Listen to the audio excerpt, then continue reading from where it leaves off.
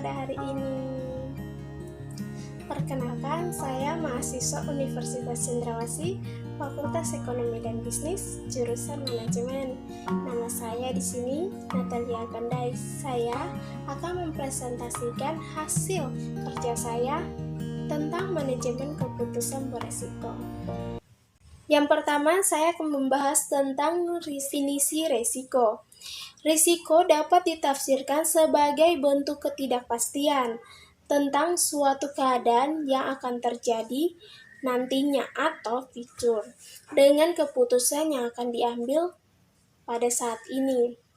Manajemen risiko adalah suatu bidang ilmu yang membahas tentang bagaimana suatu organisasi menerapkan ukuran dalam menetapkan berbagai permasalahan yang ada dengan menerapkan berbagai pendekatan manajemen. Ketiga, di sini saya akan membahas tentang definisi manajemen risiko keputusan. Manajemen risiko keputusan adalah suatu ilmu yang menggabungkan antara konsep risiko dengan keputusan untuk dilihat dan dimanage agar mampu memberikan hasil sesuai dengan pengharapan para pengambil keputusan. Yang keempat, saya akan membahas tentang manfaat manajemen risiko. Manfaat manajemen risiko terbagi menjadi 5 bagian, yaitu yang pertama, perusahaan memiliki ukuran kuat sebagai pijakan dalam pengambilan setiap keputusan.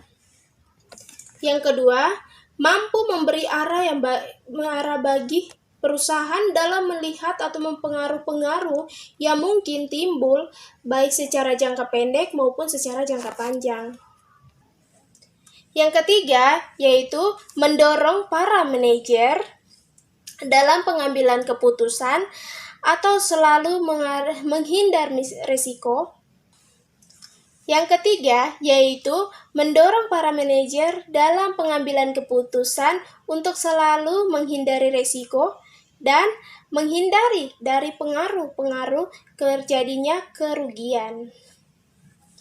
Yang keempat, memungkinkan perusahaan memperoleh risiko kerugian yang minimum. Yang kelima, dengan adanya konsep manajemen risiko atau risk management yang dirancang secara sistematis. Yang kelima, dengan adanya konsep manajemen risiko atau risk management. Yang kelima, dengan adanya konsep manajemen risiko atau risk management yang dirancang secara detail, maka artinya perusahaan telah membangun arah dan mekanisme secara berkelanjutan. Tahap-tahap dalam melaksanakan manajemen risiko terbagi menjadi 9 tahap. Yang pertama, saya akan membahas tentang mengidentifikasikan risiko. Dalam tahap ini, pihak manajemen perusahaan telah mengambil tindakan berupa mengidentifikasikan setiap risiko yang dialami dalam perusahaan. Yang kedua, mengidentifikasikan bentuk-bentuk risiko. Pada tahap ini, diharapkan manajemen perusahaan telah mampu menemukan bentuk dan format risiko yang dimaksud. Bentuk-bentuk risiko yang telah diidentifikasikan di sini telah mampu menjelaskan secara detail, seperti ciri-ciri risiko dan faktor-faktor timbulnya risiko tersebut. Yang ketiga, di sini saya akan membahas tentang menetapkan ukuran-ukuran risiko. Pada tahap ini, pihak manajemen telah mampu menemukan ukuran atau skala yang dipakai, termasuk rancangan metodologi penelitian yang digunakan. Yang keempat, saya akan membahas di sini tentang menetapkan alternatif. Pada tahap ini, pihak manajemen perusahaan telah melakukan pengelolaan data. Hasil pengelolaan data tersebut kemudian dijabarkan dalam bentuk kualitatif dan kuantitatif. beserta pengaruh-pengaruh dan akibat-akibat yang akan timbul jika keputusan-keputusan tersebut diambil. Yang kelima yaitu menganalisis setiap alternatif. Pada tahap ini, di mana setiap alternatif yang diambil selanjutnya dianalisis. Yang keenam adalah memutuskan satu alternatif.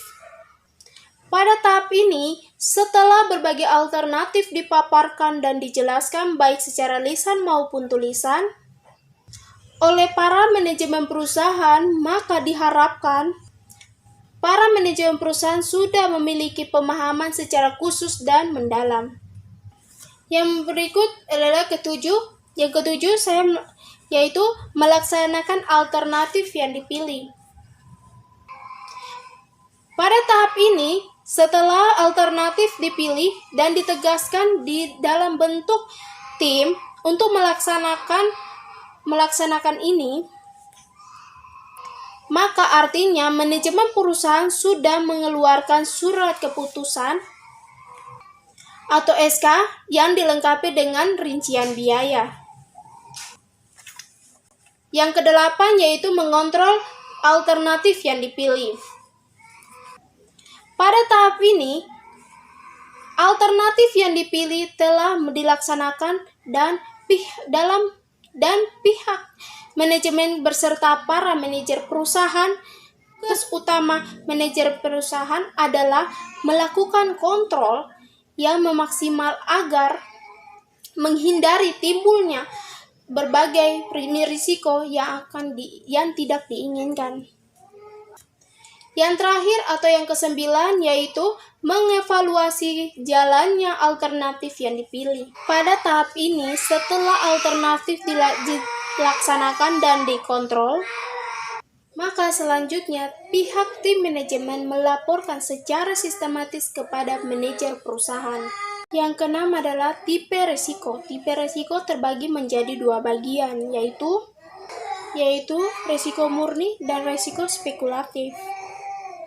Risiko murni sendiri terbagi menjadi tiga bagian, yaitu yang pertama risiko aset fisik, yang kedua risiko karyawan, dan yang ketiga risiko legal.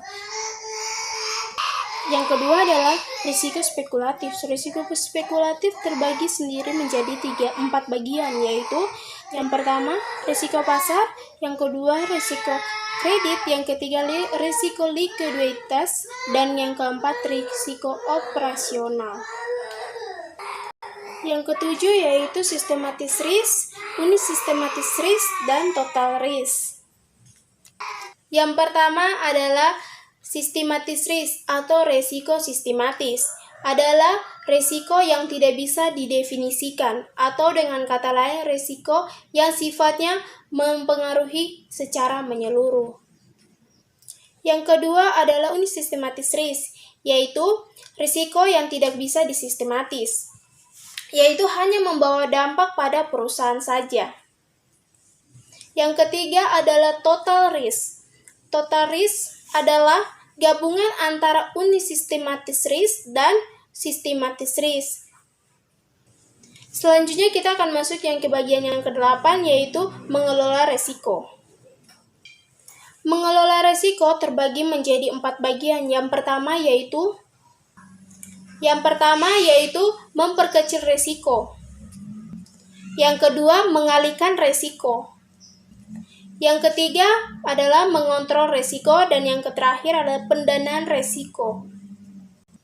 Yang kesembilan adalah alternatif keputusan dalam menghindari resiko. Alternatif yang diambil dianggap realitas dan tidak akan menimbulkan masalah nantinya. Yang ke-10 adalah keputusan komisaris dalam pengambilan keputusan. Yang ke-10, keputusan komisaris dalam menyelesaikan risiko.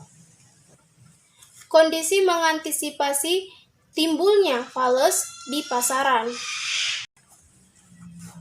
Adapun pengertian hacking adalah menukar valuta asing di masa depan dengan mata uang untuk melindungi mata uang tersebut dari nilai tukar. Sekian dan terima kasih untuk presentasi hari ini. Terima kasih yang sudah nonton.